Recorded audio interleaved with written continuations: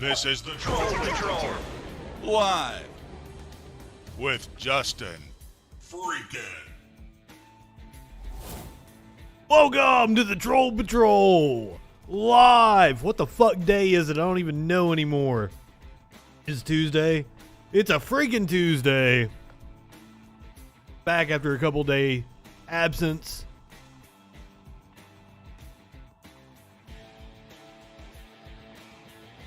No, I do not remember that at all, Adam. I don't think I was in there, was I? I think I left about the time he was watching the Andy Nolch video. By the way, if you guys have not heard of this Andy Nolch character, he drew mode, did something, put some kind of giant dick at a memorial for a comedian that got murdered in Australia. And he's been going on this multi-part series. It's like a 5, 6, 7 hour rant at this point in time about his interaction with the Australian Police Department. Maybe it was New Zealand. No, I think it was Australia. It is a wild story. They've been covering that over on Echoplex. The other night when I was in the chat, I think I ducked out about the time he started watching Andy Nolch. Not because it was, not entertaining. I just had shit to do. Welcome. Well, first of all, Warlord asking for a latte in the chat. I need to address that. Sir, this is not a Starbucks. I am not your barista. The comedian was raped and murdered, and he spray painted an 80-foot dick on the grass. Yeah, I didn't know if he mowed it into the grass. Apparently he spray painted it, Adam tells me. 80-foot dick at the memorial. There was indeed a giant dick involved in the story. Andy, I do believe it was you. So I had to take a couple of days off. The first day was because I got slammed by Fred. Got pounded by Fred. Now, Fred is not my friend. Fred was a storm that made its way through the Gulf Coast, but Fred also looked like a giant dick. This is a picture of the precipitation map having to do with Fred. Apparently my friends further east are really getting soaked today. And then last night, my Sparkles and I went to fucking Cookout after we did the Freak Show. Freak Show went fantastic. We went to Cookout afterwards, I guess, to celebrate. And Cookout caught up with me. Like Sunday night into Monday morning. I did not have a good time. I would like to move. The only reason I am still here is because I really like this apartment. My backyard is a national forest. It's really cool. The cats like it because they see a lot of animals come up, a lot of critters, opossums, squirrels, deer. I get deer in my backyard an awful lot. I may need to move after today though because had a rough night, couldn't sleep, slept pretty much all day yesterday. Today, I am awakened mid-afternoon by the upstairs neighbor hammering something, I guess. But it lasted all fucking day. They've still been hammering. I don't know what the fuck they're hammering up there. We got a lot to talk about today. Oh. Did anything big happen while I was away? Well, I took my couple of days off. There was no breaking news that I needed to cover, right? Nothing big occurred. And we're going to talk about all the big news that happened. The earthquake that hit Haiti. We've got a wildfire raging in California. Thank you, RB. It was completely self-inflicted. If you watched the Friday Night Freak Show on Friday, you will know that Sparkles and I got incredibly high. She even said to me, I think after I don't know, I don't really remember what the fuck happened. She said to me after we got off the air, she was like, I don't know if I've ever been this high before.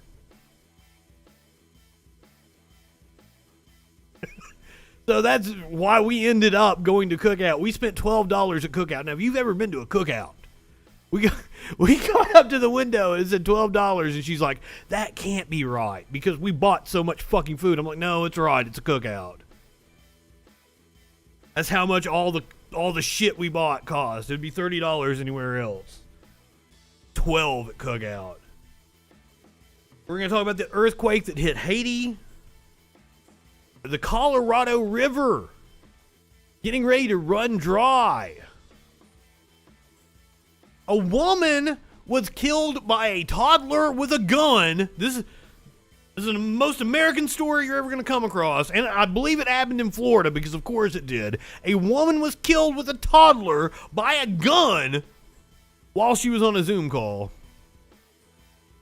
Plus, the Attorney General in my state is asking for anyone who has been banned by social media to come talk to him. So, guess what? Attorney General Marshall.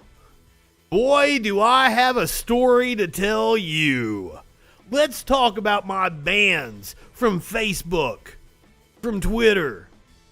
Let's talk about the strikes against my channel on YouTube. Yes, let's talk about it.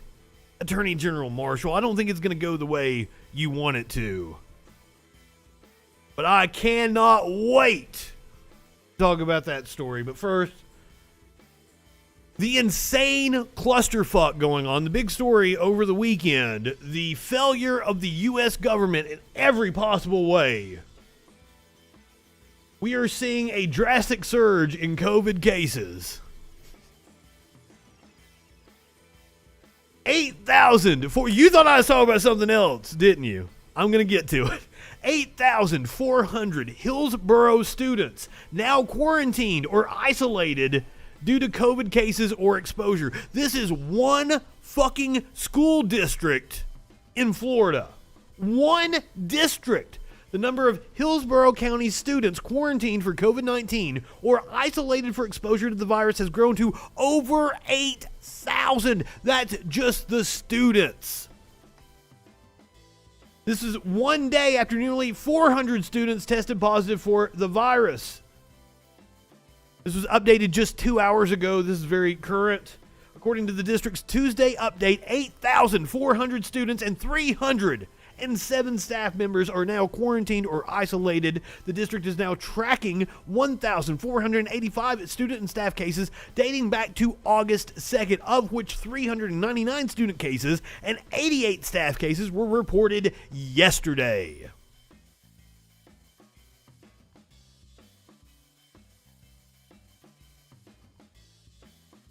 Just for comparison, the district had a total of 8,771 cases, 8,771 cases from March of 2020 up until August 1st of this year. They are matching their numbers for the rest of the fucking pandemic in one fucking month. Holy shit. In Tennessee,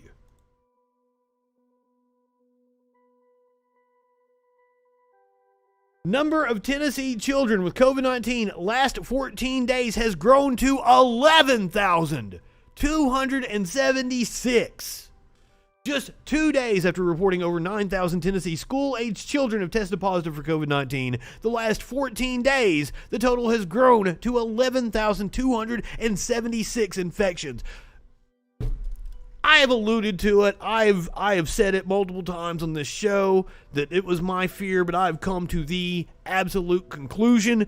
They have decided, the oligarchs that run this country, the business leaders, the Chamber of Commerce types that have bought and paid for almost all of our politicians, they have decided that the way we are going to handle this pandemic is vaccines for anybody who wants it, but the rest of you, we're going to spread it like wildfire through your children and try to reach herd immunity that way.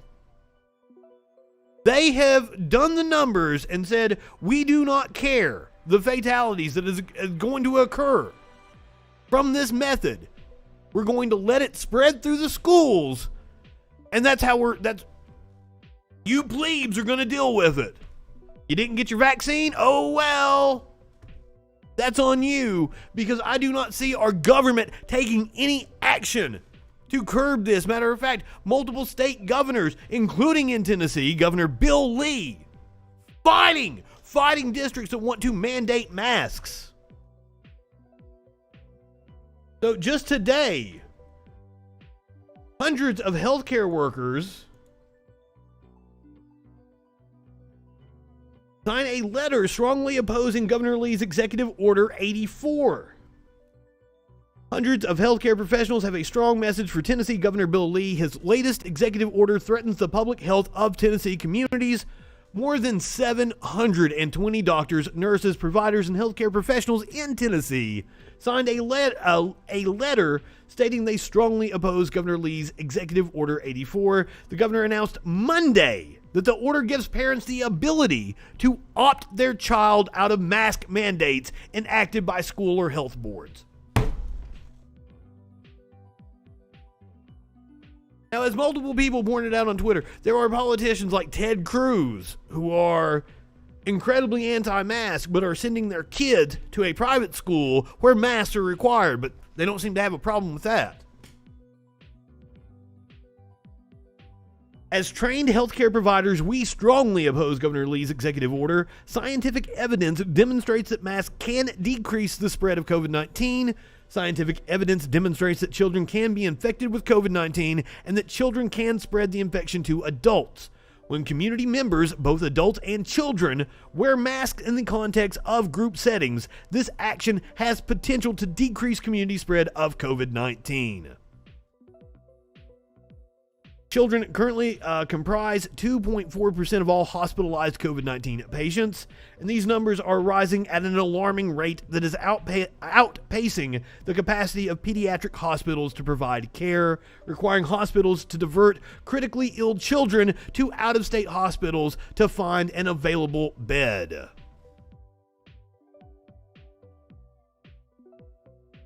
Meanwhile, health officials in Tennessee are straight up telling the public, hey, don't fucking come to the ER. And Tennessee is not the only state where this is happening. The first and top line today is about our hospital capacity concerns. We are having hospital capacity concerns on both the pediatric side as well as the adult side. And there are a lot of different factors that are coming together to cause that. One of those, and it's very different than it was. A lot of different factors. I will say one specific driving factor, and that's dumb fuckery. Dumb fuckery is driving this. Back in the winter when we had our surge, is that the hospitals were really quite full before this surge even began in July. You've heard me speak before about pediatric hospitalizations being primarily driven by RSV and other respiratory illnesses that we typically don't see in the in the summertime. We typically see them in the wintertime. That is still true in our children's hospitals. And to some extent, that is what is also driving increased capacity in adult hospitals. But it's also other things, and it's a whole host of other things. Fuck your xenophobia. Fuck your xenophobia. It's not a record amount anyway. You're lying. You are lying. Net immigration to this country has been at record lows for years. Come into my fucking chat and lie. Fuck you, dude. Seriously. Heart attacks and strokes. Take your xenophobia elsewhere. We don't want it here. Hospital or patients that are normally in the hospital were already causing hospital. And I bet the same fucking people that are like, oh, the migrants coming to this country are bringing in the COVID, that make that stupid ass argument, are the same ones blaming Biden for not getting the refugees out of Afghanistan. Because you guys are never fucking consistent. You guys are never fucking consistent. It is not record high amounts. You are a liar. You are a liar. Or a dumb fuck. Maybe you actually believe that. So I want you to keep that in mind, because when you look at our hospital numbers statewide right now, and today it's right at about 2,200 hospitalized patients, it would be natural for you to get a little confused and say, well, in January, our peak hospitalization number was 3,300. which is, quite a bit more than 2,200. Why such capacity concerns now? Well, it's primarily because of the occupancy prior to the surge. It's because the staffing concerns that we've had, and we've had them in hospitals for years. And oh boy, well, one, your staffing concerns comes from the fact that we have been privatizing hospitals for fucking years and running lean staffing, overworking the nurses that you have. So now we have a surge during a pandemic, and people are having to treat all these dumb fucks out here that are anti-mask, anti-vaccine. Healthcare professionals are going to quit because they're done with your bullshit. That is and that, I already see teachers talking about quitting. Bus drivers have quit in record numbers over the last couple of weeks. I do not see how our entire country doesn't come to a screeching halt within the next couple of weeks. Now, parents can indeed be held liable. They are on shaky ground if they put their kids into shitty situations. Like sending your kid who is COVID positive to a school. Parents who knowingly put others at risk could potentially face legal consequences if they send their COVID positive child to school. A parent there who was sick with coronavirus in Reno, Nevada, sent their COVID positive child to school just 2 days after learning of their child's test results. 80 people at the middle school were exposed to the virus, and they are all now required to quarantine. But could someone face legal trouble for knowingly exposing others to COVID? Attorney at law Jose Rios with Gomez law firm says he personally knows of cases like this starting to pop up.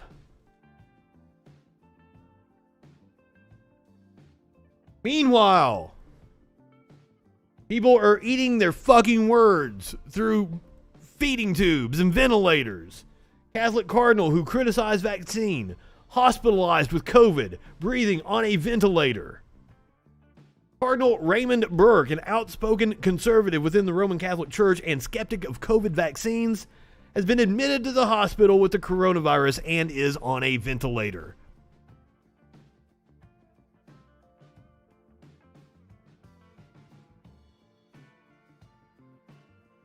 Dude, you're kinda sus.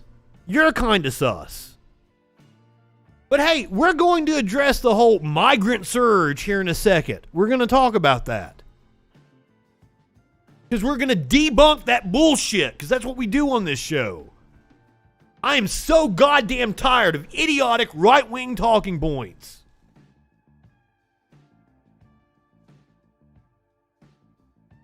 And look at this cardinal. Look at this cardinal. This is God's will right here. Amen to this motherfucker being laid up in the hospital.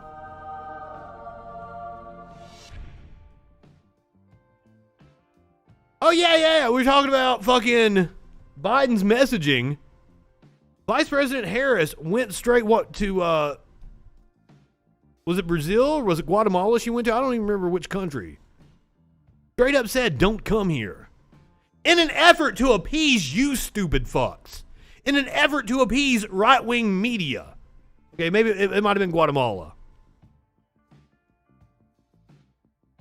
In an effort to appease you stupid fucks. And you're never going to be appeased. I don't know why Democrats make signals towards the right. Boggles my mind. I don't know why Democrats just don't go ahead and do all the things they should do in order to win elections. What the right wing says be damned, because it doesn't matter what they do.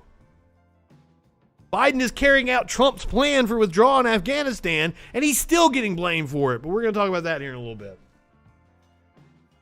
Burke's Twitter account posted Saturday that the cardinal, who has publicly clashed with the views of Pope Francis, was admitted to the hospital with COVID-19 and was breathing through a ventilator. The post said that doctors were encouraged by his progress and that Burke prayed for those suffering from the virus.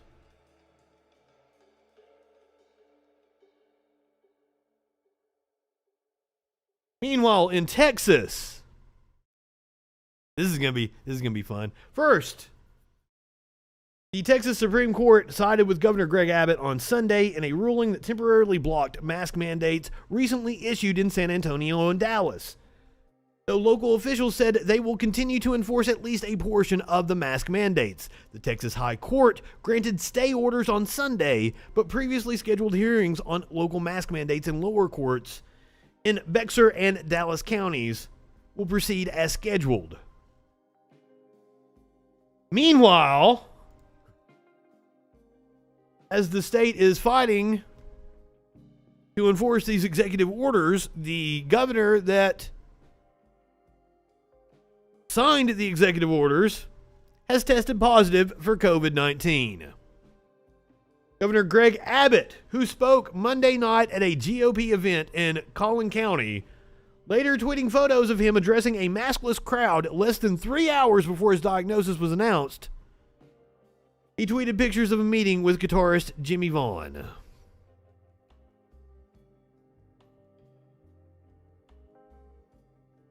Governor Greg Abbott tested positive Tuesday for COVID-19, according to his office. Abbott, who is fully vaccinated, is not experiencing any symptoms and is isolating at the governor's mansion. Spokesperson Mark Miner said in a statement, he is getting Regeneron's monoclonal, I never can say that right, antibody treatment, the shit they gave Trump.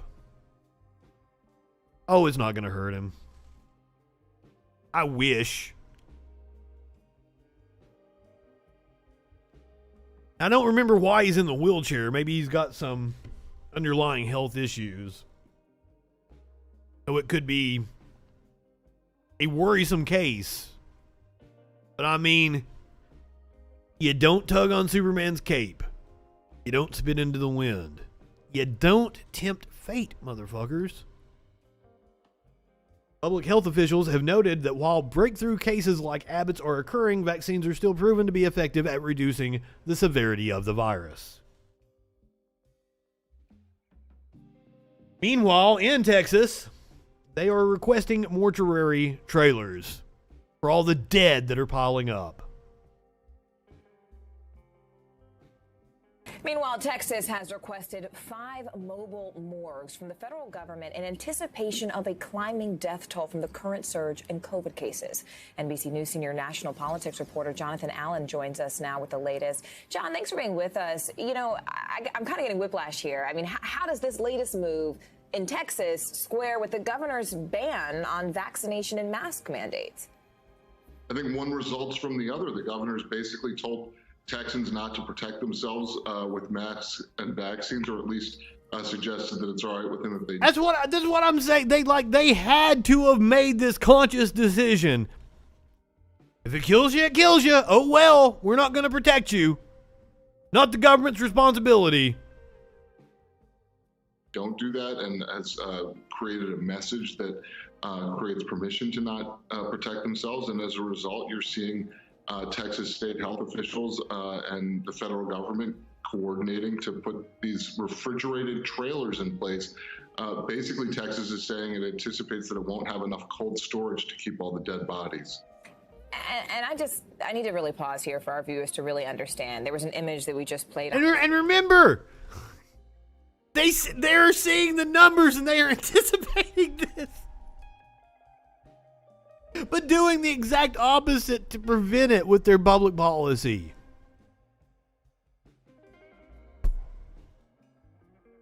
It showed what one of those trailers looked like. I mean, we saw that here in New York City when the pandemic was at its worst. We're literally talking about physical moving morgues to put bodies in because of COVID, a virus that there is currently a vaccine for. So is this sort of an acknowledgement in any way, John, that these policies are making the pandemic worse? It's certainly not a real acknowledgement from the governor's office in that if they felt like the policies were making COVID worse, they presumably would try to remove them. But I do think that there is an acknowledgement that more people are going to die as a result of not protecting Texans from this terrible disease. Now, the governor is doing some other things to try to combat it. But, you know, to your point, it's worth pausing and saying we're putting human bodies in cold storage. And we're doing that again And I think for most Americans, it's been a long time since they've seen these kinds of images. They're just brutal and harrowing. And when people in the emergency management space, this is the sort of tip-off that things are getting worse. Yeah, and I think it was a history of the world. It's important we don't get desensitized to these images, because many of those very doctors working in the emergency rooms would say these images are largely preventable, right, for people. Yes, they are largely preventable. Putting in place to try to really prevent this worst case scenario from the spike in COVID infections that we've heard experts federally say that we anticipate will happen. Governor Greg Abbott is very high on the Regeneron drug, the monoclonal antibodies that can be given to try to help people who have. Oh yeah, I'm sure he's really high on them right now. To try to prevent hospitalization. All right, John Allen Forrest there. He's literally taking them right now. This was an interview that happened before the announcement of Abbott's positive test. It's almost like there was nothing we could do. There was nothing to prevent this. There was no public policy that could actually happen that would have prevented all the deaths. New Zealand enters national lockdown after new Delta case. One positive case. New Zealand entered a nationwide lockdown at its highest level Tuesday night after a 50-year-old man from Auckland tested positive for COVID-19. This was the first coronavirus case detected in New Zealand for nearly 6 months, and officials were concerned the man had the highly contagious Delta variant. By Wednesday morning local time, scientists confirmed he had the Delta variant, and 4 other people had tested positive for the virus. Yes, upcoming Trump rally this weekend. It is what they had the concert Rock the South there last weekend at that close to the same location. Now, Rock the South was supposed to be headlined by Leonard Skinner. Leonard Skinner had to pull out because one of the members tested positive for COVID.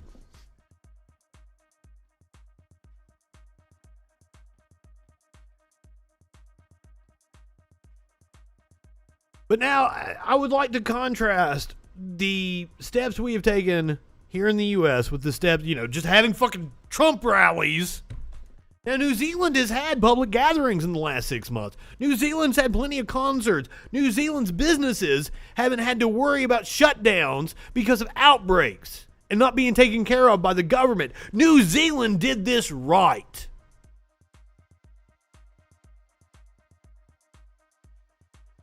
New Zealand has only experienced a level 4 lockdown once before early in the pandemic. This is only the second lockdown for communities outside of Auckland, New Zealand's most populous city, since the pandemic began. Auckland had previously locked down under the less severe Alert Level 3 since the first Alert Level 4 lockdown. The decision to lock down was made because most residents in hotel quarantine who returned from abroad infected in recent weeks had the Delta variant. That's another thing. They quarantine people coming into the country. The national lockdown will last for 3 days. Auckland and the Coromandel Peninsula, which the man recently visited, will likely experience this for 7 days. Going hard and early has worked for us before. Ardern, who is, I guess, the public health minister here, I skipped his name. Oh, this is the Prime Minister. Prime Minister Jacinda Ardern. Going hard and early has worked for us before, Ardern said, noting how the country has quickly stamped out the virus from the community previously. While we know that the Delta is a more dangerous enemy to combat, the same actions that overcame the virus last year can be applied to beat it again. New Zealand has largely contained COVID-19 cases to managed hotel quarantine facilities, having effectively closed the border to non-residents in March last year. The country has won global praise for its pandemic response, and its economy has rebounded following last year's nationwide lockdown.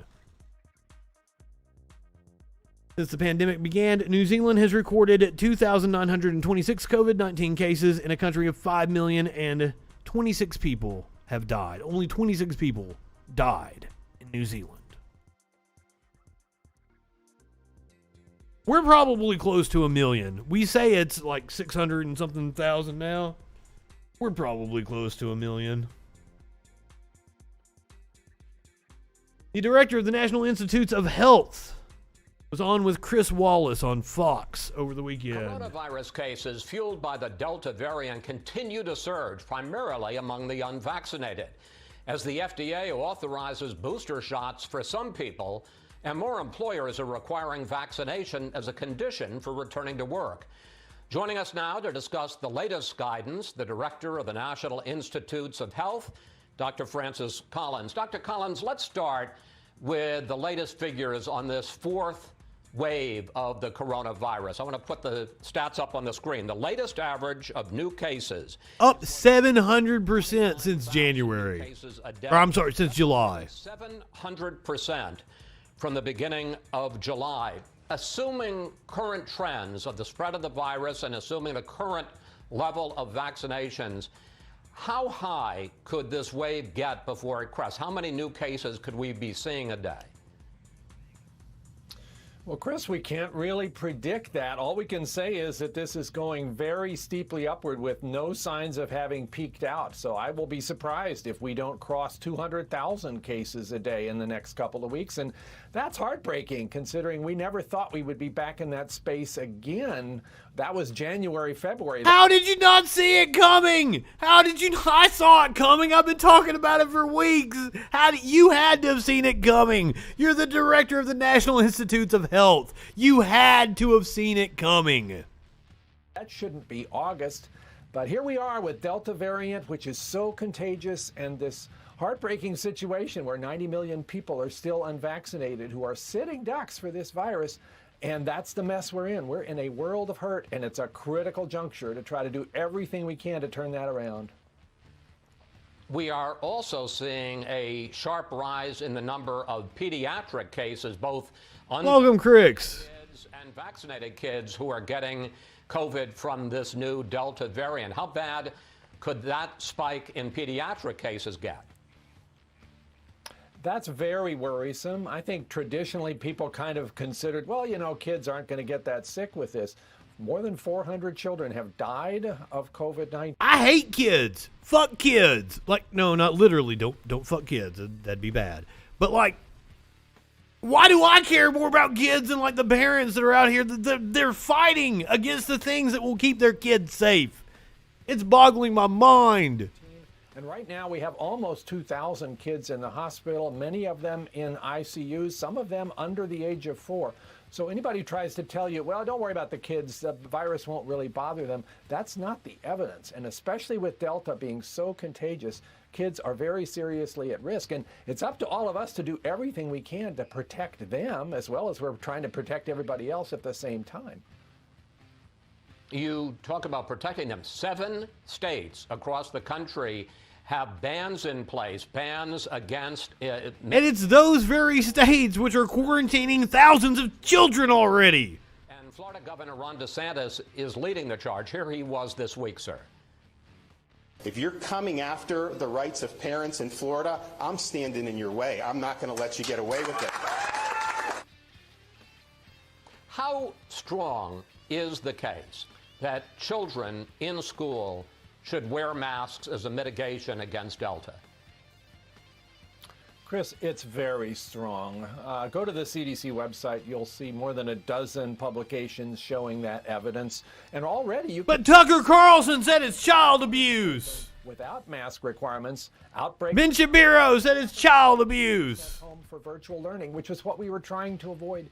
It's really unfortunate that politics and polarization have gotten in the way of a simple public health measure. This mask that I'm holding... Several schools are switching back to virtual, but there are other schools that I've seen that shut down for 2 weeks and are like, oh, we're going to come back to in-person learning September, blah, blah, blah. The same thing is just going to happen again. The same damn thing is you're going to open for a couple of days and you're going to shut back down. This is a burden on everybody. You're going to cause teachers and staff to quit. I can't imagine you would have like the custodial staffs, the bus drivers, the ancillary staff, besides just the teachers, are going to fucking quit. How are you going to be able to run these schools? I don't understand why we are doing this. Somehow become a symbol that it never should have been. This is basically just a life-saving medical device. And somehow it's now being seen as an invasion of your personal liberty. We never should have gone there. It's heartbreaking for me as a person who's not... It's fucking Republicans. I'm a public health person. I'm a doctor. To see how masks have gotten into this very strange place with parents and others shouting about it. Yeah, and how long... Like, we covered the, what was it, order number 58 or whatever the fuck it was. How long before Bill Lee tests positive for COVID-19? Just like Governor Abbott over in Texas. But these motherfuckers all got their vaccines, too. Even though they are part of a party that is helping spread vaccine misinformation. I want to pick up on that because the Board of Education in Williamson County, Tennessee, near Nashville, held a meeting this week on the issue of mask mandates. And has had to hold an emergency meeting last night on how to move forward because they have so many goddamn COVID-19 cases. That was the school board meeting that we watched, what, Wednesday night, Thursday night here on the stream? We watched like the whole hour of public comments because it was fascinating. As the suburb of Nashville was a very rich community. It's where they verbally harassed, got in the faces of the medical professionals that gave testimony. Some parents in the group, including some doctors who had kids in the school, who were urging that everybody wear masks, that there be a mask mandate. And I want to play the reaction, the scene in the parking lot. Yeah, here we go. With the school board. Here they are. We know who you are. We know who you are. You can leave freely, but we will find you, and we know who you are. You will never be allowed in public again. And let me tell you, these are the same motherfuckers that are in the comment sections on Facebook talking about how Antifa is violent and how they threaten people. Same motherfuckers. You'll never be allowed. You'll never let us be allowed in public again. As the head of the National Institutes of Health, as a person who's devoted your life to public health, what's your reaction, sir, when you see that?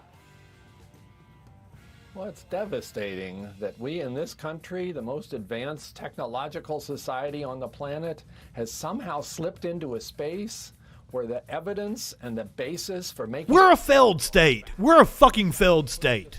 By politics, by social media conspiracies, and by this incredible depth of anger and grievance that seems to be held by so many.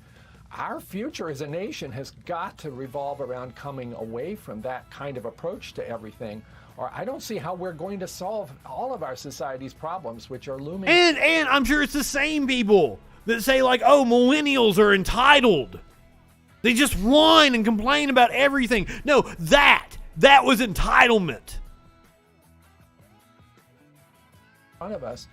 If I have one thing I'm worried about, it's not just the epidemic of COVID-19, it's the epidemic of misinformation, of stupidity that is tearing us apart. One of the big questions I am not high enough for this shit, Dr. Collins, is whether or not all of us who got the vaccines in the first place are going to need a third shot or a booster, whatever you want to call it, because of declining protection from the vaccine over time. Now, you and the CDC and all the top government scientists are saying, well, maybe sometime later this fall, maybe early next year. But in Israel right now, they are giving the third shots to everybody over 60, and starting this week, they're going to be giving the shot to everybody over 50, which raises the question... Here's my issue with that. We need to get vaccines out to the rest of the world. Release the fucking IP.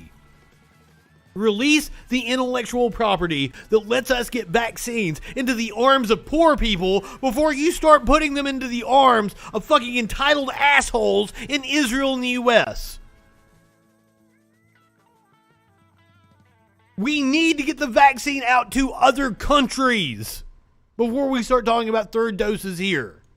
Something we don't, sir. Well, we're looking very closely at their data as well as our own. This is a tricky situation. First, let's point out that just on Friday, CDC's advisory group and the CDC director accepted it, approved a third shot for people who have immunocompromised. But that's a separate question. What about the rest of us?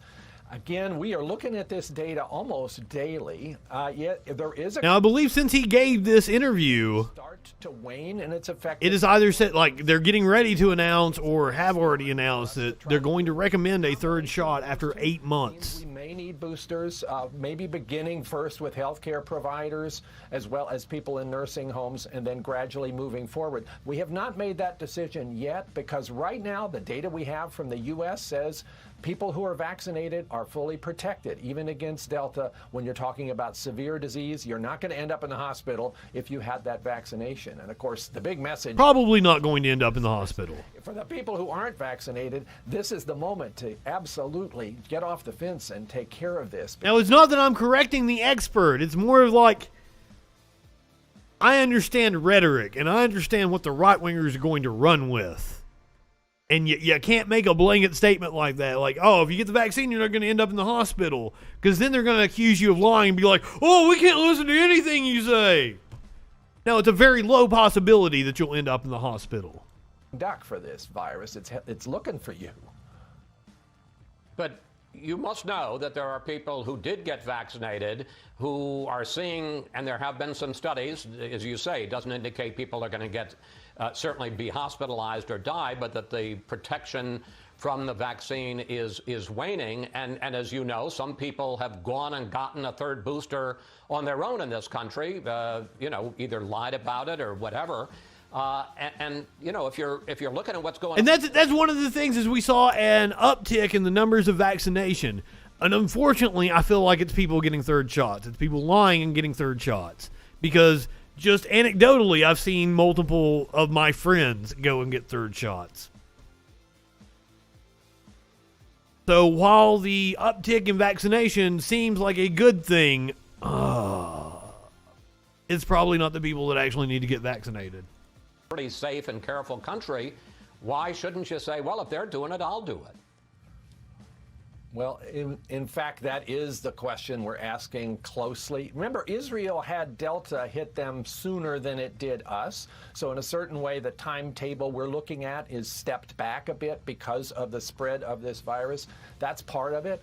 But also, we're a different kind of country with different situations. We are getting increasing amount of data from the U.S., especially the next couple of weeks. We're going to see a lot since Delta really started hitting hard in July.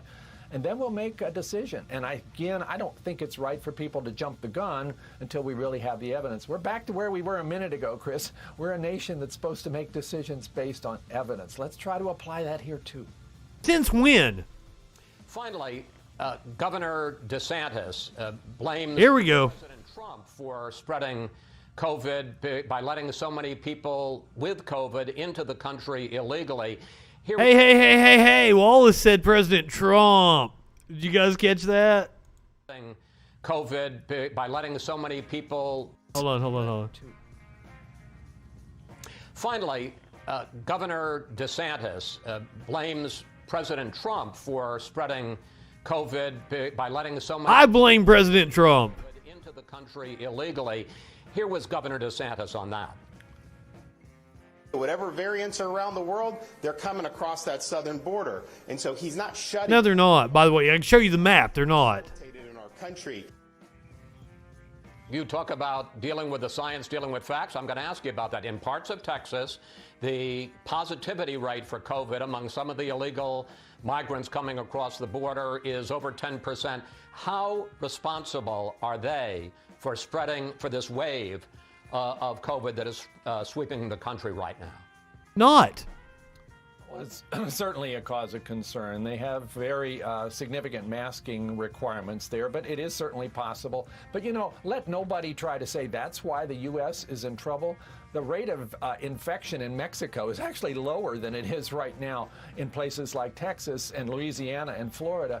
I think that's a bit of a distraction. We've got enough of a problem with own citizens who have refused. It is a red herring. So maybe that would be a better thing to focus on if we're trying to end this. That seemed like it was not going to get us where we need to be. It's an issue, but it's certainly not the cause of our current dilemma. It is a red herring that has been marinating in xenophobia.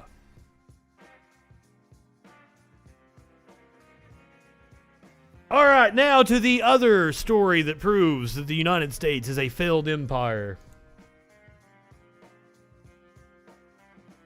The Taliban says no one will use Afghan territory to launch attacks. Now we got several stories to cover here. We're going to get the rundown from Al Jazeera. And then we're going to watch some videos from over the weekend. So this is live updates on the Al Jazeera website. So this is the latest headline. The Taliban held its first official news conference in Kabul since the shock seizure of the city. I don't know why it's a shock to anybody. Declaring on Tuesday it wished for peaceful relations with other countries. We don't want any internal or external enemies, the movement's main spokesman said. Spokesman asserted that the rights of women will be protected within the framework of Islam. Well, we know what that means.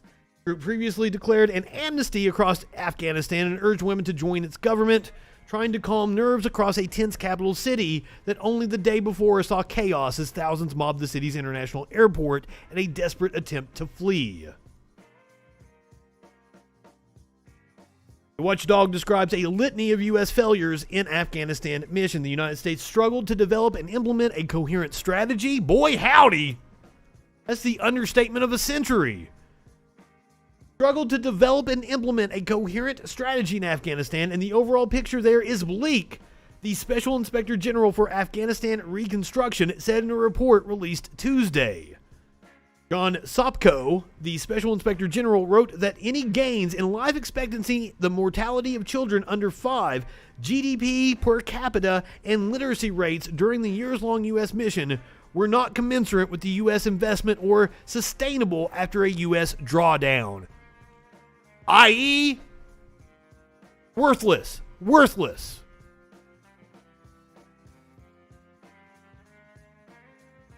The UK is planning to welcome thousands of Afghans in new refugee plan. Britain on Tuesday announced plans to welcome an additional 5,000 Afghans fleeing the Taliban in new resettlement program that will prioritize women, girls, and minorities. This is according to Reuters. The G7 leaders are currently convening a virtual meeting to discuss Afghanistan. President Joe Biden spoke on Tuesday by telephone with UK Prime Minister Boris Johnson regarding developments in Afghanistan. The U.S.'s White House said in a readout of the two leaders' call. Biden and Johnson agreed to hold a meeting of leaders of the G7 group of industrialized democracies next week to discuss a common strategy and approach to providing further humanitarian assistance and support for refugees and other vulnerable Afghans. This is a picture of the U.S. Central Command General visiting Afghanistan. The U.S. has not ruled out a diplomatic presence in Kabul beyond the deadline.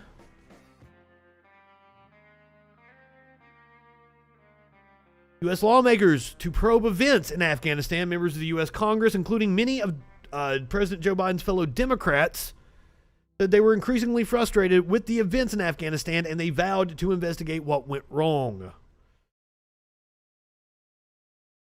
U.S. agencies have scrubbed websites to protect Afghans left behind. Multiple federal agencies that operated in Afghanistan and worked with the Afghan citizens have been hastily purging their websites, removing articles and photos that could endanger the Afghan civilians who interacted with them and now fear retribution from the Taliban.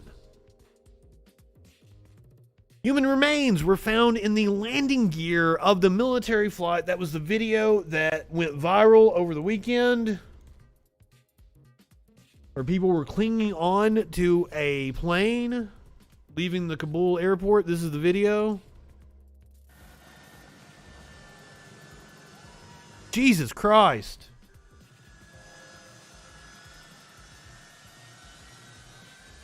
There were reports that the U.S. military actually shot people at the airport.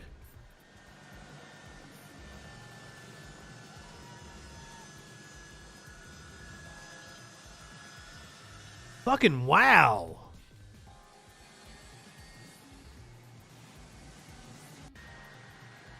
I mean, this is horrible. Like, there's a guy like hanging from a landing gear right there. I hope that.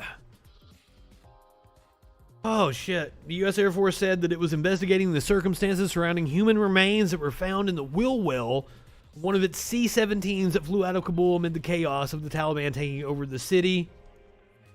There's the picture that circulated on social media of a crowded plane. Hold on, we've got audio.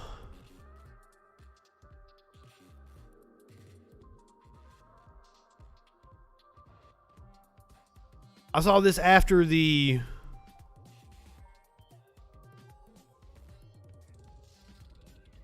Yeah, I've got a few different stories I saw after I actually put the show together. Here is a video a man filmed of himself clinging to a plane. This is the same shot, but from on the plane. Fuck.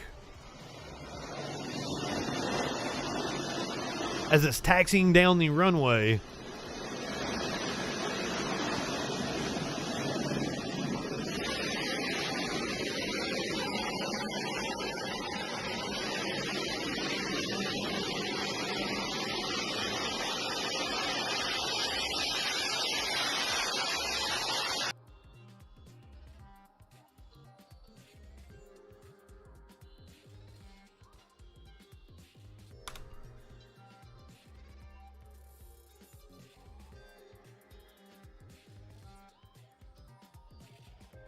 There was audio released. Pilot.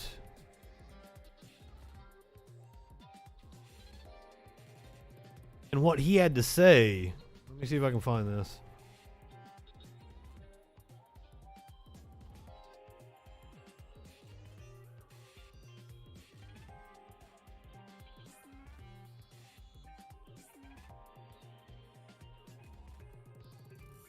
Yeah, Biden said Afghanistan collapsed faster than they expected. There were 640 Afghan citizens crammed into the U.S. Air Force plane. Here are some ways you can help Afghan refugees. Fuck. Sorry, I don't... Story. Oh, shit. Let's see some video from the chaos that unfolded afterwards.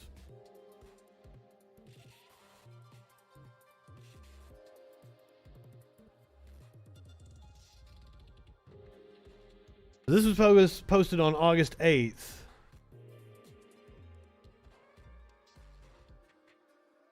It's Afghan special forces as they were getting ready to take over the country. Now, the Taliban had agreements with all the provinces.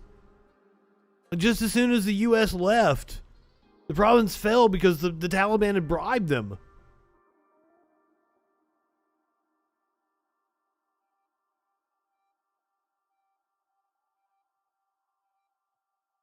So this is where Afghan soldiers are seen fleeing. They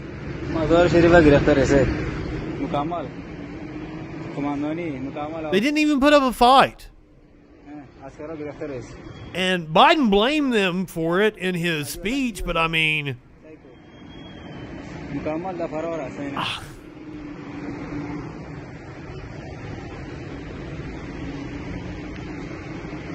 Like, if they're that overwhelmed, what's the point? This was on the border with Uzbekistan.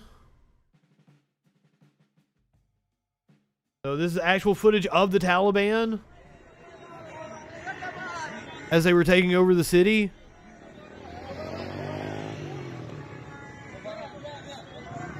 Looks like they've got somebody stopped that was on a motorbike.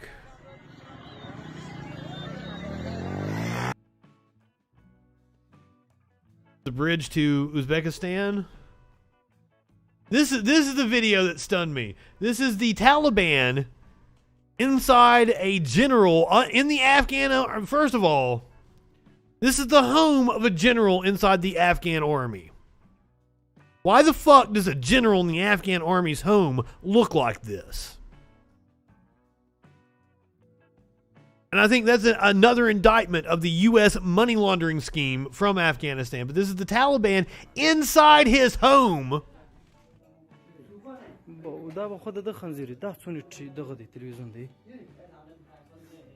They just went in, made themselves at home. Why the fuck? Like, that looks like Elton John would fucking live there. This was a general in the Afghan army? How the fuck did he earn enough money to have a house like this when your army is that shit that you just ran away from fighting the Taliban? What up, yo Marky?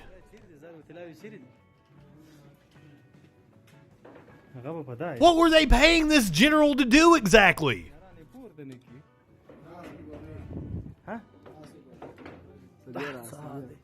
Opulence. That's I don't even know if that's a strong enough word for it.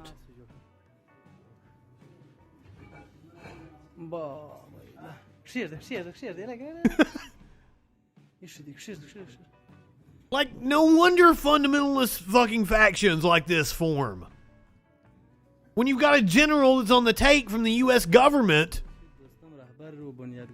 sitting in a mansion like this while you're out in the opium farm, goddamn. They never planned on fighting the Taliban. You're right. They were always just going to let the U.S. forces fight for them. Well, they live high on the hog. Well, I guess not on the hog. That's not an apt description. They don't eat pork.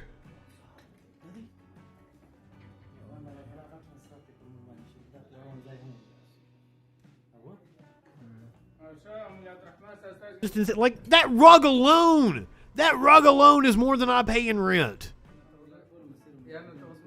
He's got party lights and everything. This is just mind-boggling. If you had any doubt that it was a money laundering scam, like, here you go.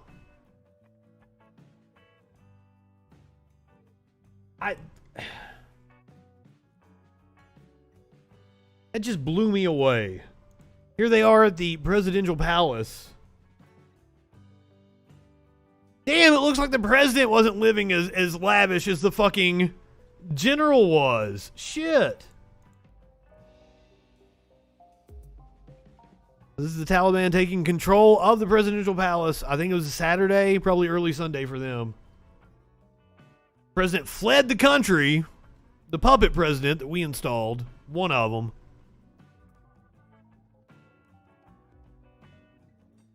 The establishment of an Islamic Emirate of Afghanistan.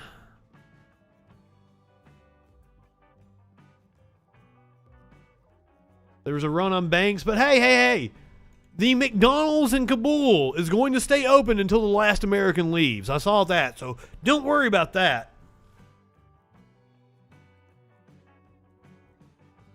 Let's move to a piece from The Intercept.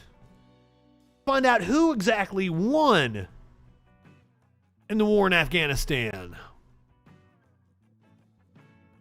If you were to invest $10,000 in defense stocks when the Afghan war began, that is now worth $100,000. Was the Afghanistan war a failure? Not for the top 5 defense contractors and their shareholders. $10,000 of stock evenly divided among America's top 5 defense contractors on September 18th, 2001. The day President George W. Bush signed the authorization for use of military force in response to the 9/11 terrorist attacks and faithfully reinvested all dividends, it would now be worth $97,295. That may not seem like a lot, but to put it into context, this is a far greater return than was available in the overall stock market over the same period. $10,000 invested in an S&P 500 index fund on September 18th would now be worth $61,000. That is, defense stocks outperformed the stock market overall by 58% during the Afghanistan war. Moreover, given that the top 5 biggest defense contractors, Boeing, Raytheon, Lockheed Martin, Northrop Grumman, and General Dynamics are, of course, part of the S&P 500, the remaining firms had lower returns than the overall S&P returns. So just the fact that they are represented in the S&P 500 actually skewed that number.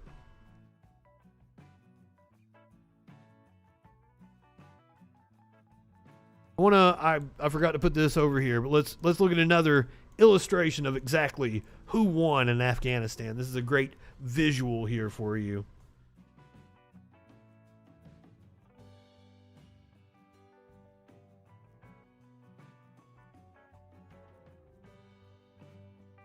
Look at that. That is disgusting. There's an essay written by Major General Smedley Butler. Like a fucking 100 years ago at this point, called War is a Racket. That's exactly what it is. Now, Afghanistan is poised to become Asia's first narco state. Reading from a piece in The Hill. Taliban once again control Afghanistan, which means they also control the world's premier source of opium. As many people pointed out, now we waged war in South America throughout the 80s, and we had a crack epidemic in this country. Ironically, we waged war in Afghanistan at the same time we were having an opioid epidemic in this country. Coincidence? Rand Corporation recently asked what might happen to Afghanistan if demand for its opiates dropped off sharply and permanently because illegally manufactured fentanyl displaces heroin. Rand argues the market forces that drive a shift from heroin to fentanyl, which is potent, easy to produce, and inexpensive, may reduce revenue to farmers, local politicians, and the Taliban, weakening the organization, which even before it took control, derived much of its revenue from drugs. And this is an interesting dynamic because now the Taliban is partnering up with China. And I do not doubt one bit in the next 10 years we will see a heavy investment from China in Afghanistan. They're going to go build cities and roads and schools in Afghanistan. Because that's what they've been doing in African countries. And now there's a caveat to that. They build these embassies in African countries and then they bug them. They put wiretaps everywhere. China's sneaky now. They're sneaky, but like it's clear they have a much different strategy than the U.S. in their imperialism. And make no mistake about it, that's what China is doing right now. It's imperialism in a different fashion. What will the Taliban do to counter the loss of $1.5 billion to $3 billion a year from exports of opium poppy, the country's largest cash crop? The answer, the narcos will fund another cash product. These are not opium guys who will disappear when opium isn't viable, though that may not happen soon when the demand for opium is inelastic, and if the Taliban's initial market share is large, they're businessmen who make today's money selling opium, but tomorrow it could be methamphetamine or fentanyl. Methamphetamine is growing in Afghanistan, or illegally mined cobalt or lithium, or even perhaps humans. But opium isn't on the ropes just yet. Opium poppy cultivated increased by 37% from 2019 to 2020 and totaled 6,300 tons. In fact, despite the U.S. spending more than $8 billion to eradicate poppy production, it only increased during the American occupation. You've got to wonder if that wasn't on purpose. But I find this to be an interesting dynamic because China doesn't like drugs, and they crack down hard on drugs in their own country. Meanwhile, China is actually a very large supplier of fentanyl to the rest of the world. So the new partnership between the Taliban and China will be very interesting.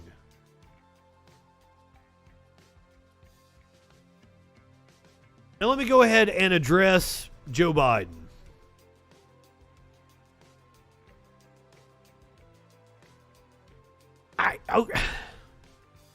So yeah, that is one of the things that I thought about, was that China could be, as Russia did, as the U.S. did, go in and fall trying to conquer Afghanistan. However, China is actually going to go in and nation build, unlike we did. We just went in with guns and tried to boss people around because that's the American way.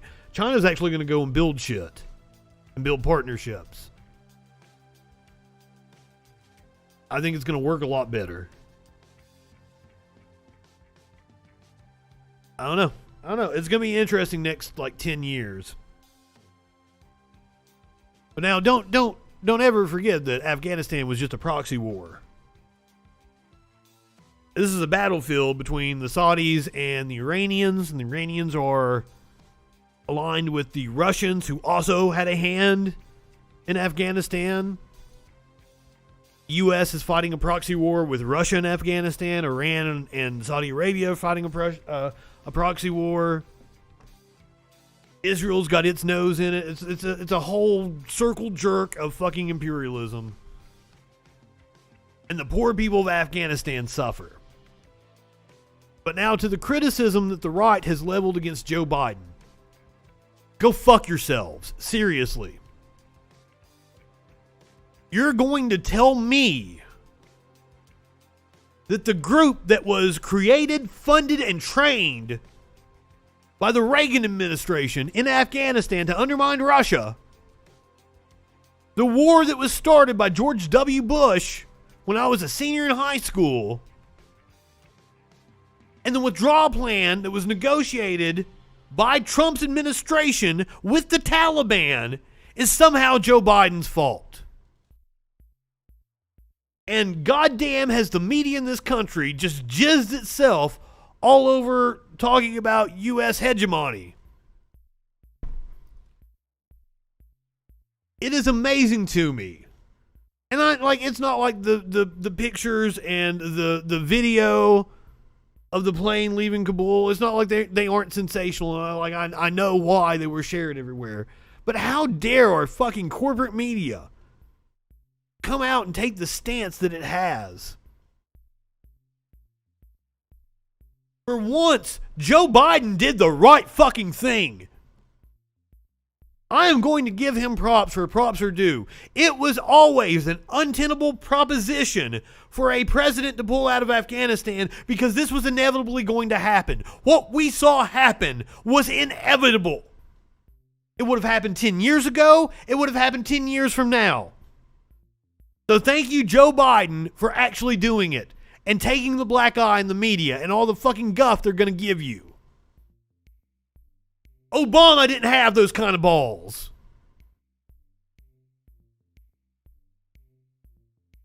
So thank you for doing that. Now, I've got my gripes with Joe Biden, obviously. But on this one thing, at least he took it on the fucking chin. He's taking the heat for it right now. But fuck the media for painting it the way they have. And you see all the fucking war hawks out here. Fucking Mike Pompeo was on Fox News. I think we'll watch that tomorrow. I don't think I can do any more Afghanistan tonight, except we're going to watch this one little instance where a BBC reporter was on air and apparently got a phone call from a Taliban spokesperson.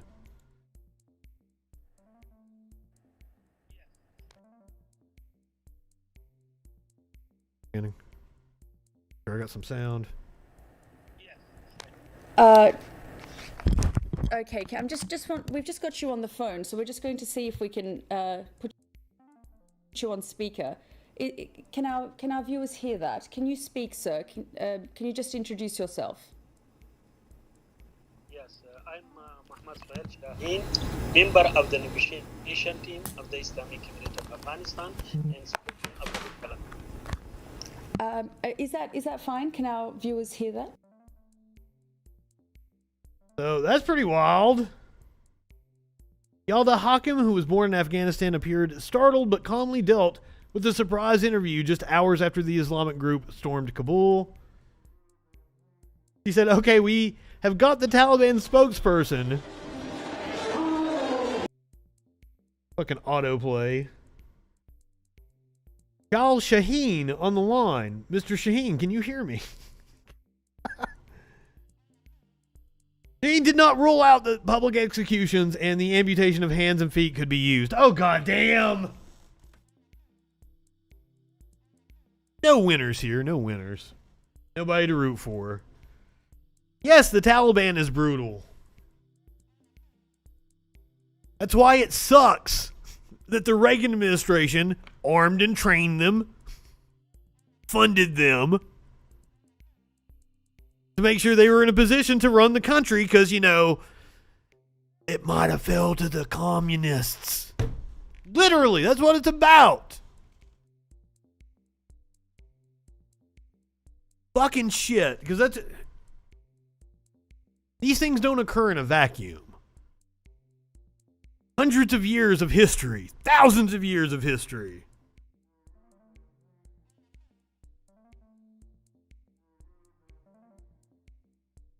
Onto another unmitigated disaster. God damn. Fucking Haiti, man.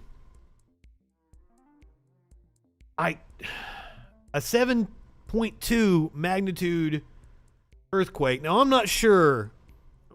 I had the storm here.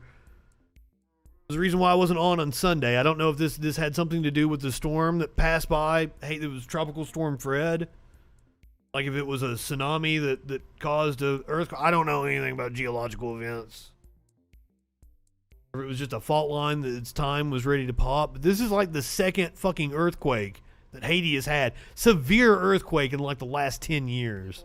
After a major earthquake hit the island this morning. Okay, not linked. Center was far enough from the capital city of Port-au-Prince that the country may avoid the kind of devastation that we saw from an earthquake that hit the area in 2010. But the nation is still feeling aftershocks now, and the damage is significant. This is new video just into CNN that shows the extent of some of the damage, and you can see part of the building there reduced to rubble. Haiti's prime minister declaring a month-long state of emergency. I know it happens in Asia when they have tsunamis. It causes earthquakes. Patrick Ottman is with us now from Havana. Patrick, are we learning anything more about the damage and, you know, lives impacted?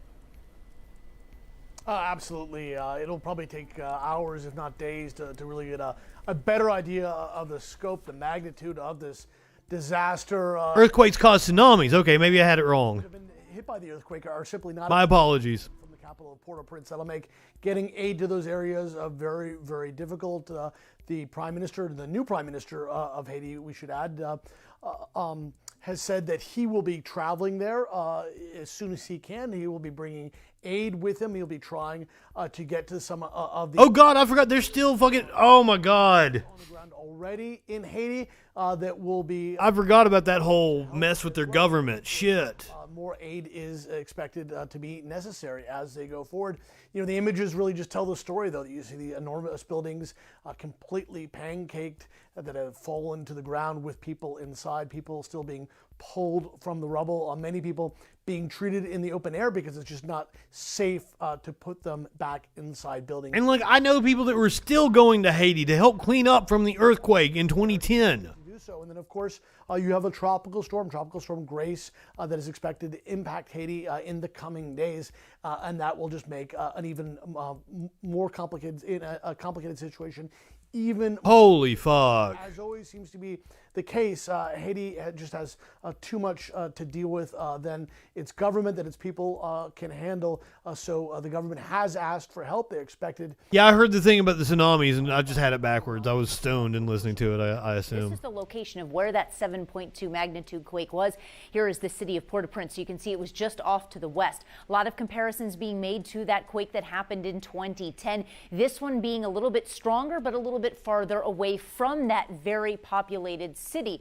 One thing to note. Well, that's a good thing. The amount of people that felt this particular quake. When you look at the population of it, 500,000 people felt very strong or severe shaking. 5 million people felt that moderate shaking. Again, starting to see a lot of those damage pictures and videos coming in. One thing to note about the damage. What a cool looking street that is. Are now structurally compromised because of that initial quake. So any subsequent aftershocks that you get could contribute to additional damage. Even if the buildings looking at them for now don't appear to be damaged, they could have that underlying damage. We've already had at least one 5.2 aftershock, several in the 4.0 range, and more of them are expected. Wow. Today. But in the coming days, this is not something that just goes away right after. A big concern is going to be Tropical Storm Grace, right now just east of the Leeward Islands, but the track does take it directly over the island of Hispaniola, including Dominican Republic and Haiti. Oh God, meaning they're getting hit like right now. Doing cleanup, trying to do recovery efforts. They are Holy shit. Gusty winds. This was from Saturday or Sunday on CNN. Especially as we go into the day Monday and into Tuesday. We could be looking at 2 to 4 inches of rain on top of this area as they're continuing to do the clean. Damn. Haiti is just constantly being battered by bullshit. Onto a different natural disaster. The feds have declared the first Colorado River shortage. Tier 1 water shortage on the nation's largest reservoir, Lake Mead, today. The announcement will mean water cutbacks in Arizona and Nevada as early as next year. It is a major challenge to a region already plagued by widespread drought. NBC News correspondent Josh Letterman is at Lake Mead with details. So, Josh, walk us through this more. Help us understand this Pier 1, what it is, what's triggering the announcement, and why Lake Mead is so important. Well, some 40 million people get their water, at least in part, from the Colorado River system, including Lake Mead. He looks a little too happy to be reporting on this shit. And if you look just at where I'm standing, this beach did not used to be a beach. You own stock in Dasani or some shit? Underwater, and if you look over here, you can see that white line on the hillside in front of me. That's where the water line used to be back in only 2000. Since 2000, the water levels here in Lake Mead have already fallen about 130 feet. And that's how we ended up where we're at today amid this extreme drought that's been building over the years. Under the drought mitigation system that these states that rely on the Colorado River system put in place years ago, once the water levels here in Lake And I see so many dumb fucks in the comment sections like, oh, the projections didn't come true. What the fuck are you talking about? A water shortage declaration. Well, guess what? We passed that level back in May. And so today, the Bureau of Reclamation anticipated to issue this first ever water shortage declaration, which will trigger water cuts starting next year. So, Josh, I know you spoke to a water authority official in Nevada about this. I want to play some of what he said. The pie is shrinking. We have 40 million Americans, 7 states, and 2 countries that rely upon this river, and there's going to be less water for everyone in the 21st century. So there's a domino here. That, of course, means less water for residents, but also for farmers. How are they responding to this? Well, by and large, the largest portion of these cuts is going to affect Holy shit, you see the line. With Arizona set to lose about 500,000 acres Wow. of water supply from the Colorado River. That's about a fifth of the water that Arizona normally relies on for that system. He was pointing to it in his live shot. But until they did the B-roll there, like it really didn't hit me. Having in the past years, and so they either Fuck. other alternatives, find groundwater they can use, or essentially leave their fields unplanted. And across this is like what we need to depend on in order to get ourselves out of this climate crisis is technologies that don't exist yet. Have major problems as we move on. Potentially, Like we need to start taking carbon out of the atmosphere. which could mean And we don't have the technology to do that. Phoenix and Tucson, Joe. All right. Josh Letterman reporting from Lake Mead. Josh, thank you. Fuck.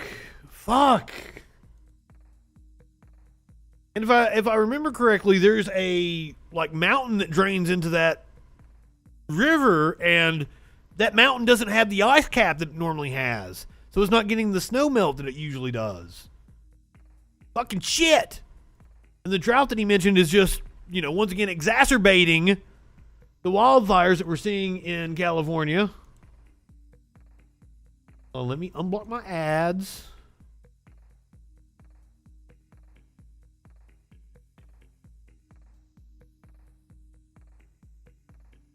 Well, I mentioned this on the Freak Show the other night. It's kind of hard doing a comedy show on Friday nights when I do a news show 5 other nights of the week, and it's all existential dread. I'm supposed to sit here with sparkles and get stupid high and tell jokes. It feels weird. Several wildfires in Northern California exploded in size and burned in every direction Monday night into Tuesday morning as hot winds pushed flames through dry vegetation. The Sacramento Valley and surrounding foothills will be under a fire weather watch starting Tuesday night into Wednesday because of north to northeast dry, gusty winds. The National Weather Service said the strongest winds will be along the western edge of the valley and favorably oriented canyons in the foothills and mountains. Meanwhile, Pacific Gas and Electric Company expanded the areas where it might cut power to prevent trees and branches from being blown into energized power lines and starting fires. The utility sent notice to about 48,000 customers in 18 counties. The majority of those shutoffs, about 39,000, were expected in Shasta, Tehama, and Butte counties, where the nation's largest active wildfire, the month-old Dixie Fire, is still growing and threatening small communities.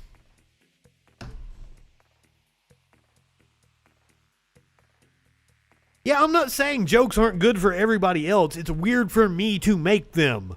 To sit here 5 nights out of the week and talk about fucking COVID and wildfires and everything exploding, and then sitting here and getting high and making jokes and having booger eating contests and shit.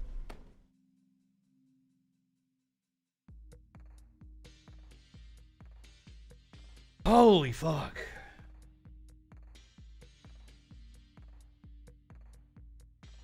I have several criminal justice stories to talk about. We've got some cop shootings, but we're going to do those tomorrow.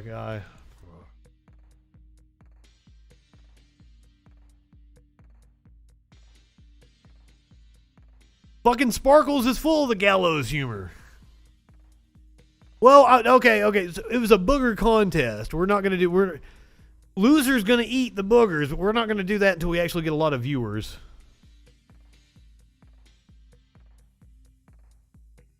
There was actually a cool story. I don't remember if I actually played the video on the show. Dubai is shocking clouds and making it rain. I thought that was really neat. But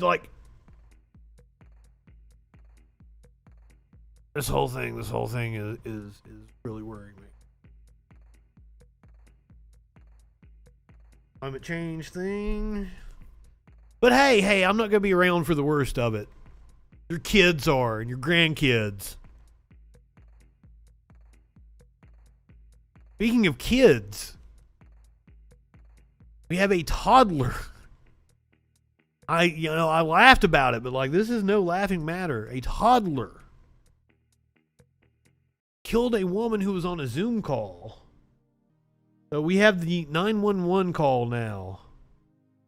It was just released. Zoom call. The baby's back there crying. She's not answering or anything. We're calling her name. She's not talking or responding. A Central Florida mother killed on camera.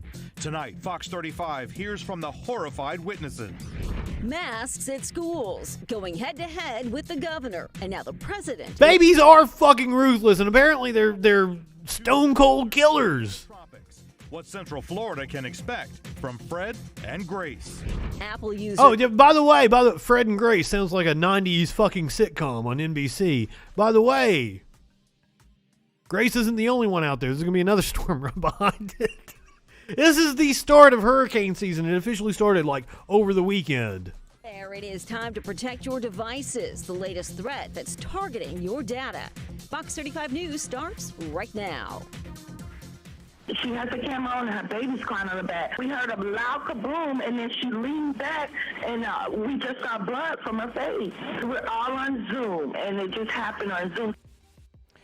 Coworkers. Wow. Horrifying moments unfold when a mother is shot and killed during a Zoom conference call.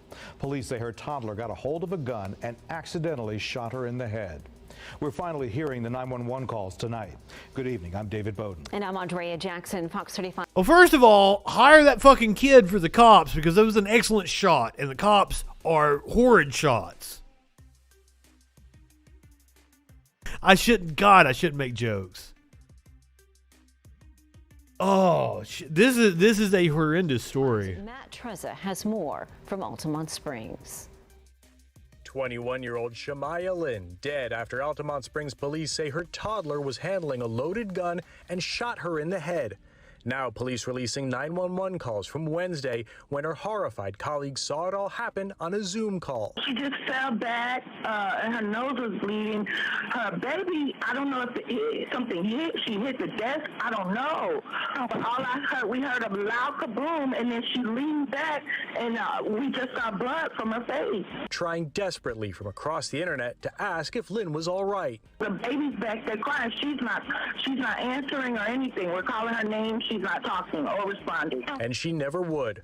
Lynn's distraught boyfriend also calling 911 when he came home and found her. I literally just got home and I come in the room. My girlfriend, she was working on the computer and she just laid back. There's blood everywhere. The call taker walking him through performing CPR until he heard paramedics arrive. Come on, man.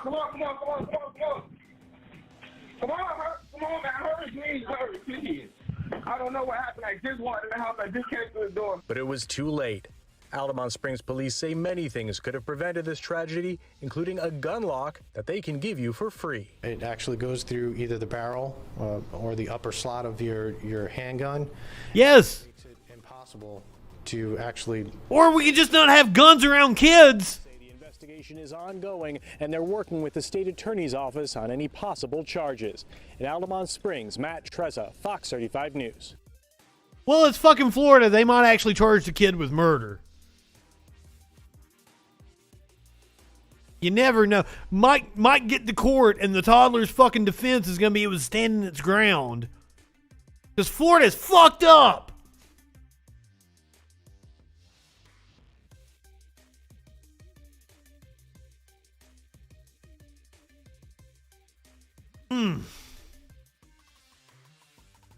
Yeah, I saw the story about the cop shooting, but I had not read it.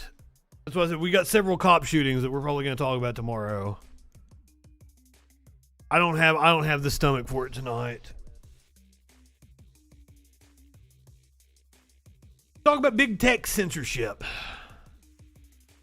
This is Elizabeth Johnston. She's an influencer from the right, one of those Christian conservative types.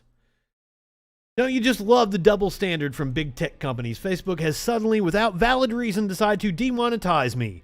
Highly objectionable and smutty content is rewarded on Facebook, while my family-friendly content is penalized. I don't know about family-friendly content. It's probably bullshit.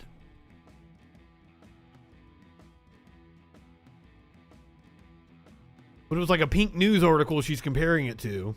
And I want to point something out to Elizabeth Johnston. And the reason I wanted to bring this story up is because Facebook wasn't targeting you. Steve Hofstetter also said, "Oh, I got demonetized on Facebook." Guess what? I got demonetized on Facebook too. I'm banned on Facebook right now. I got demonetized on Facebook. So, it ain't just you, honey. They demonetized a whole bunch of people. But hey, you're going to do everything you can to drive people to go support you and give you money, acting like you are being targeted for your stupid fucking content on Facebook. It's a grift. You are a grifter. You're full of shit. Also, you do not have a right to Facebook's algorithms, to Facebook's monetization tools. They should fucking charge you for that service. Right-wingers think they have a right to it, though.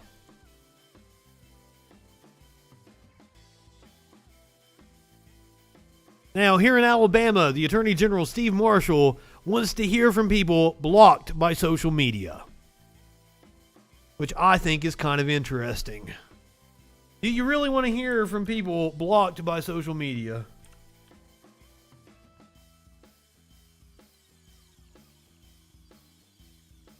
Because I would like to talk to you, Attorney General Marshall. Oh, fuck, the message went away.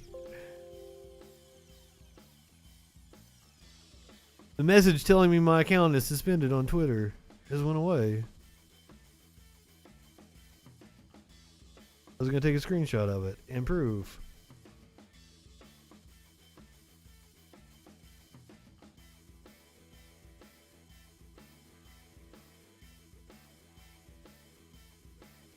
My main Facebook account, Justin Mullins on Facebook, is gone.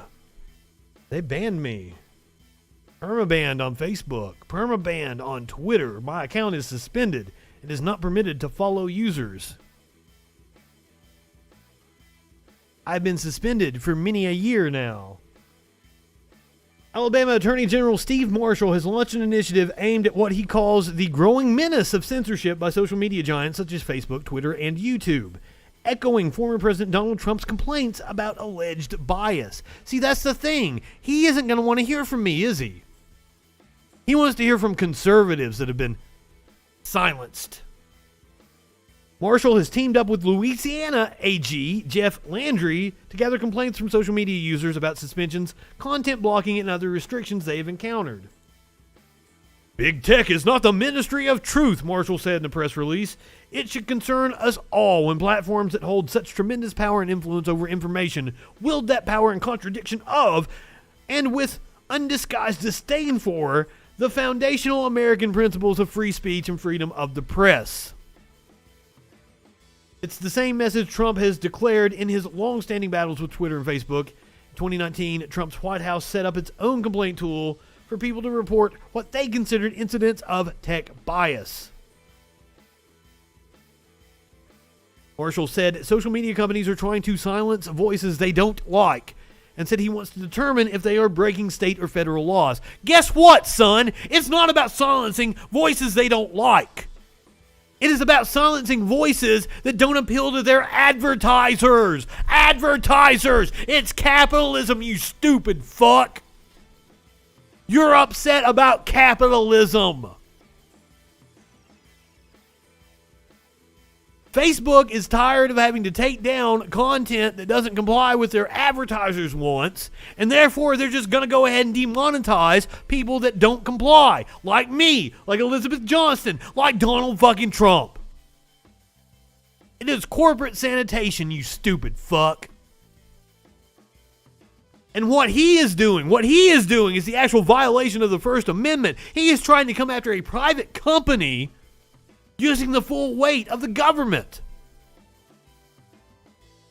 Two law professors and a journalism professor who spoke with AL.com said the Constitution and federal law provides broad protections for social media companies to set their own rules and policies about content.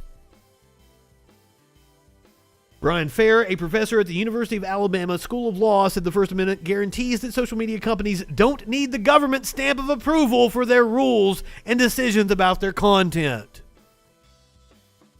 Government generally doesn't get to control viewpoints.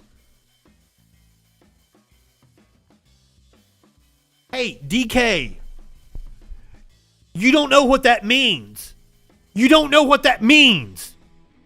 Publicly traded doesn't mean it's owned publicly by the government, you stupid fuck.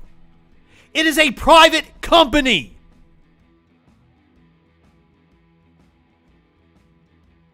I.e., it is owned by private shareholders.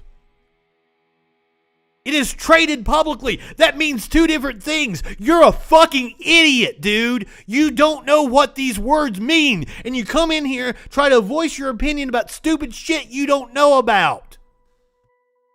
Right-wingers are morons. The absolute dumbest fucks walking the planet. But they are sure of themselves.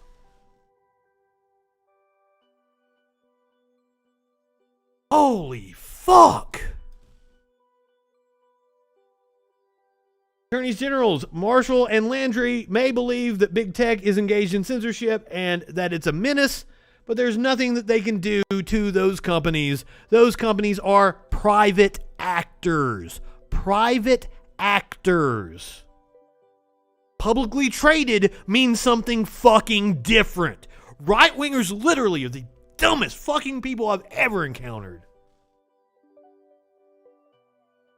And they are allowed to set the terms of what they want on their sites. John Carroll, a professor at Cumberland School of Law and a former U.S. magistrate judge, said the free speech protections of the First Amendment do not mean that social media companies are obliged to allow all viewpoints on their platforms. First Amendment of the Constitution does not apply to these social media companies because they're private companies. The First Amendment only applies to governmental activity. So hey, right-wingers, why don't you get upset at these fucking AGs wasting tax dollars on their little crusade as a publicity stunt? The First Amendment only applies to governmental activity, so the notion that Facebook censored something I did that's a violation of my First Amendment rights is just not true. Is just not true. You have no right to be on Facebook's platform.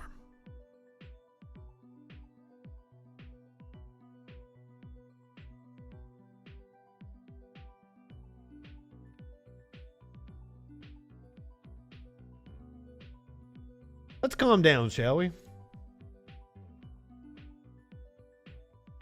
Let's watch something cute. You want to see a dog go to a car wash?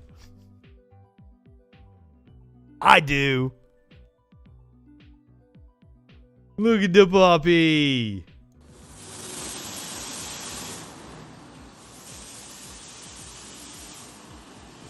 This little dude wanted some scratches, and apparently nobody would give them to him.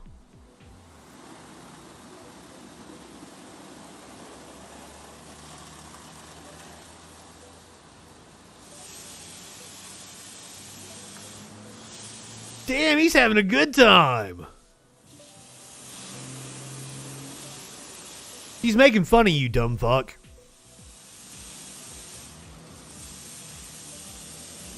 Right-wingers are morons and they can't detect sarcasm. I want to go up and give him all the lovins. Clearly he is starved for attention. Watch it one more time. I want to love on this puppy.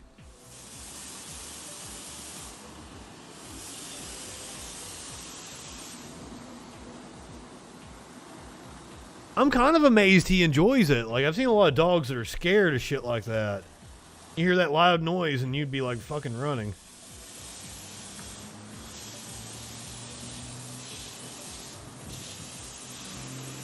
So kind of surprised he's so into it. He's clearly done it before, though. He knew what was going to happen.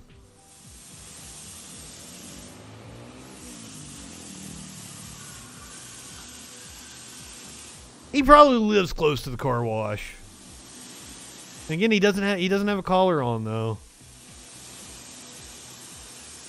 I hope if he's a stray, he got picked up. Somebody took good care of him.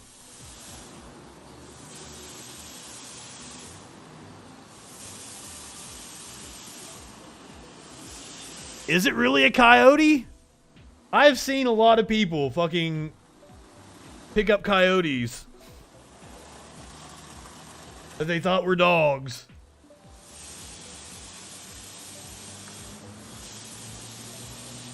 I don't know my dog breeds.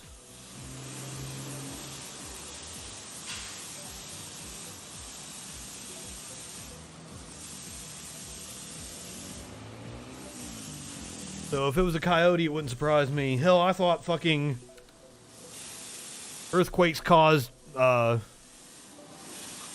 tsunamis, so what do I know? I know if you're watching on Twitch, you're going to get sent over to Poly People. was looking quite stunning tonight. Go ahead, light one up, tip one back. It's all right to have a little fun before you hit the sack. I'm Justin Freakin. We will see you tomorrow night on the Troll Patrol live.